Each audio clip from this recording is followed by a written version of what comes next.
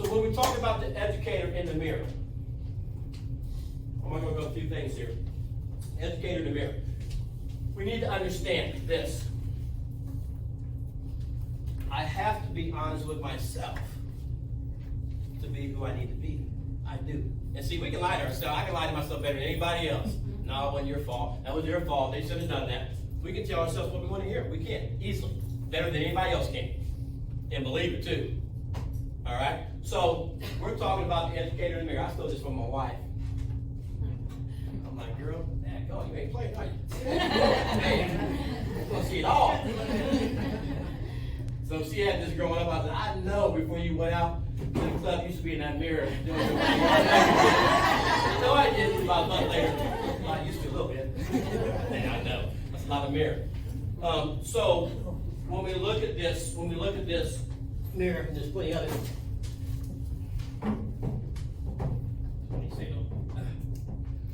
Again, I can lie to myself, or I can tell myself the truth. All right, I can tell myself the truth. And that's important that I do. And it's important that I have people around me that do. Because again, I can convince myself of anything. Anything. All right? Come up here for a second. Come up here for a second. So if we get in this mirror, get on in there. Get in there. Get in here. All right? Can you see yourself? All right. Good. All right. Okay. So if I'm up here, it's hard for you to see yourself, right? You step up here. There you go. All right. Good. All right. You have a seat. Thank you. So, enough room for all of us, right? There's enough room down here for all of us. There's enough room for us in the school system. See, I don't have to compete with you.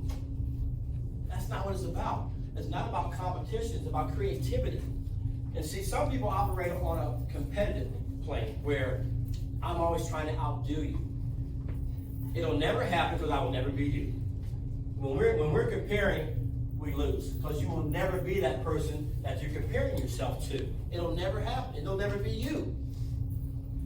When we operate on a creative plane, what I create is mine because there's only one me. And it can be imitated but never duplicated. So I have some children's books that I've written.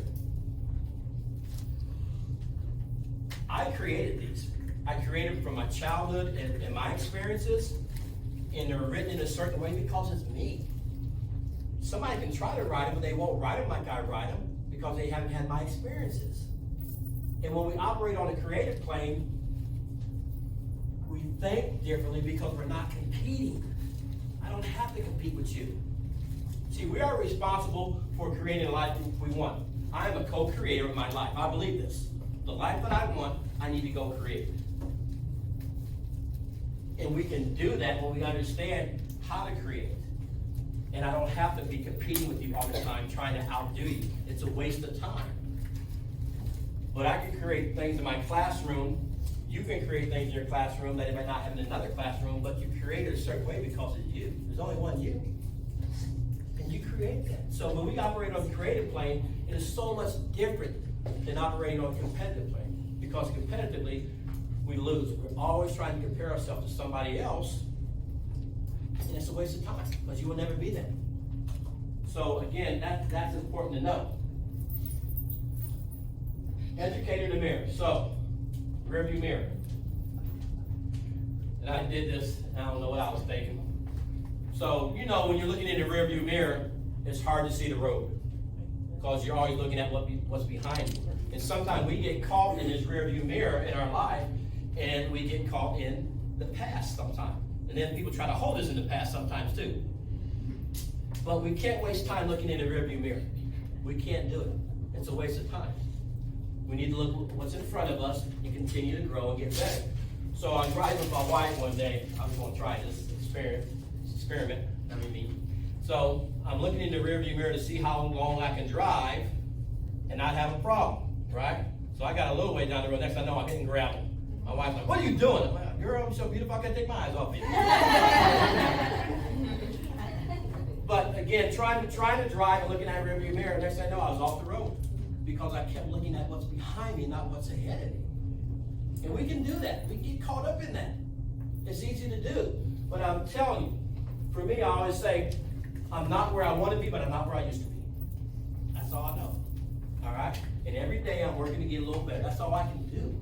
That's all you can do. That's what we can do with our kids. And it's important that we understand that. Stop looking behind you and look what's in front of you, because you may miss it. And I'll tell you this. I tell my kids this all the time.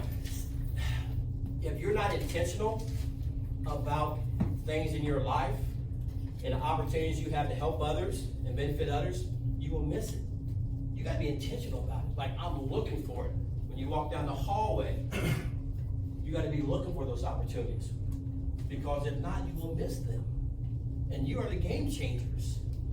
Every person sitting in this room, you're a game changer in those kids' lives. And sometimes it's just a hello or a pat. That's all it is.